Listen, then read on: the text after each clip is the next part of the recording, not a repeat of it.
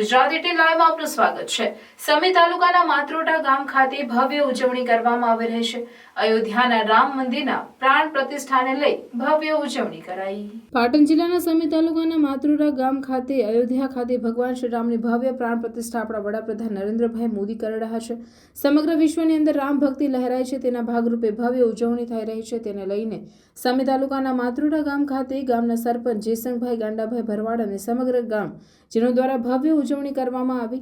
ભવ્ય શોભાયાત્રા સાથે ભજન અને ભોજન સાથે સમગ્ર ગામજીનો એક થઈ અયોધ્યા ખાતે ભગવાન શ્રી રામના પધરામણા અને તેની પ્રતિષ્ઠાને લઈને ભવ્ય ઉજવણી કરી ભક્તિમય વાતાવરણ બનાવવામાં આવ્યું હતું। જય શ્રી રામના નારા સાથે સમગ્ર ગામની ભક્તિમય વાતાવરણ બન્યું હતું।